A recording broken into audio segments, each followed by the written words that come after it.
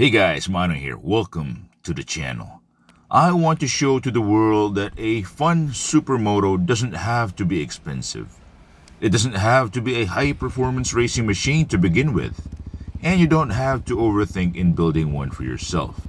In this video, I will be giving you my honest opinion about this bike.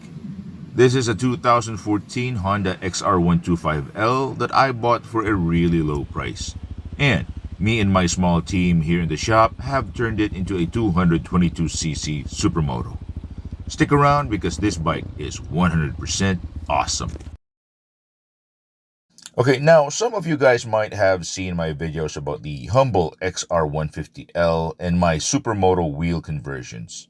And this video is somewhat long overdue because this is actually the second XR that I personally bought and modified.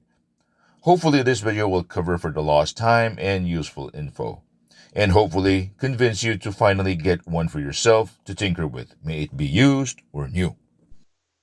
Anyway, let's start with the engine, the one subject a lot of people are wondering about.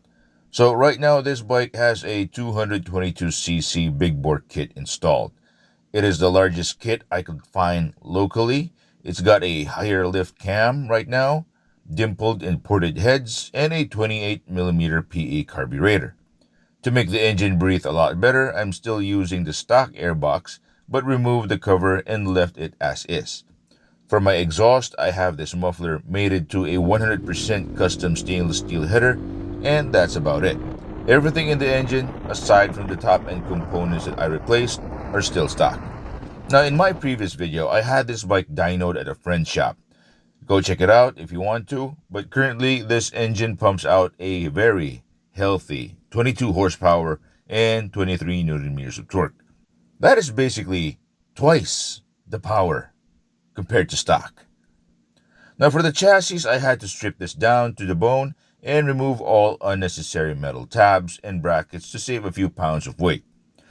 The new exhaust weighs a lot less compared to stock, but the biggest weight reduction is actually the headlight. Removing that amount of weight in the front really changes how this bike feels. It's a lot lighter and less cumbersome in traffic. Now I also installed taller bars since I'm taller than most people. You'd be surprised how a lot of things change on a bike with a simple handlebar swap. Now I can move my weight around the bike better and it feels way more comfortable to ride compared to stock. Now speaking of comfort, I also had the stock seat modified by trimming the back portion. The stock seat foam tends to lock me in place and felt really cramped. Now for suspension, well, I'm currently looking for a rear shock that has better damping and rebound. If you have any recommendations, please let me know. But as of now, I'm stuck with the original progressive spring rate monoshock. It's a bit soft due to wear and tear, but it's doing okay for now. Now the front, however, has been modified. We added 2 inches to the damping rods and added more fork oil. It dives less under heavy braking and feels very planted. Now speaking of brakes, I'm still using the stock front rotor, but I switched to a bigger brake master and added a steel braided hose for that instant brake feedback. The rear drum brake is still stock, but it bites a lot better with the help of a longer brake arm.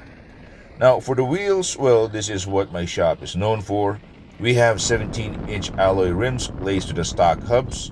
My tires are 110/70 up front and a 130/70/17 at the back. We build these wheels in-house, and if you want a set for your bike, I can have them made and shipped to you.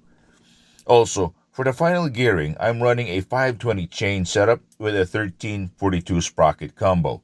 This combo is not for high speed, but this is my preferred setup since I want more low-end pull, especially in urban traffic. My only issue with this setup is that I wish this bike has a 6-speed transmission for cruising at highway speeds. But then again, this is a cheap motorcycle to begin with, and you can't have everything. So how does this bike feel? Well, one thing is obvious, it's faster than stock. Faster than my previous XR150 with the 198cc kit installed. It revs quicker and has way more low-end torque. It does power wheelies in first and second gear if you're aggressive with the throttle, and a clutch wheelie is doable in third gear also. Acceleration is super quick, and before you know it, you're in 5th gear already and looking for a 6th. Now in traffic, it's still smooth and predictable, but the extra power makes weaving in and out of tight spots super fun. Now the stiffer front end minus the heavy headlight makes the XR very predictable in tight maneuvers, even under heavy braking. Road imperfections at above normal city speeds feel like nothing at the front, but huge potholes are, well, huge potholes of course. Now the worn out stock rear shock feels really squishy. They tend to squat under sudden heavy acceleration in the 1st and 2nd gears. Maybe a new rear shock would feel better, or I might have this rebuilt and stiffened up a bit.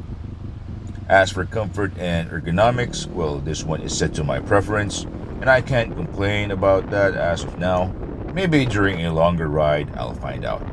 As for handling and overall performance at higher speeds on twisty roads, I will have to update you guys on that one in a future video. After all, I built this bike for that situation in mind. Now as for my wheel setup, well, all I can say is they're perfect. The tires I'm using are super grippy and feel stable even in wet conditions while observing traffic speeds.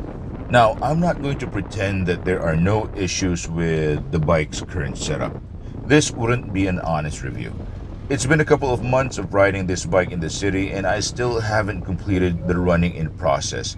But I see potential issues that you guys want to know, especially about the Big Bore kit. One is the potential of overheating, especially if you're stuck in heavy traffic most of the time. You need to be moving at a reasonable pace to keep that engine block cool since it's air-cooled. Second would be getting carried away with the extra power. Now it's very tempting to accelerate hard or keeping the engine in the meat of its power band, but doing so in the running in phase puts the new piston and block at risk. Now I also made a mistake of using a thicker mineral grade oil. Maybe changing the oil to a synthetic blend might help resolve this issue. Maybe in a few months' time, I will have better information for you guys. Anyway, that's all I have for you today. Like and subscribe to my channel if you found this helpful. And if you have questions or something to add, leave a comment below. As always, see you next time. Bye.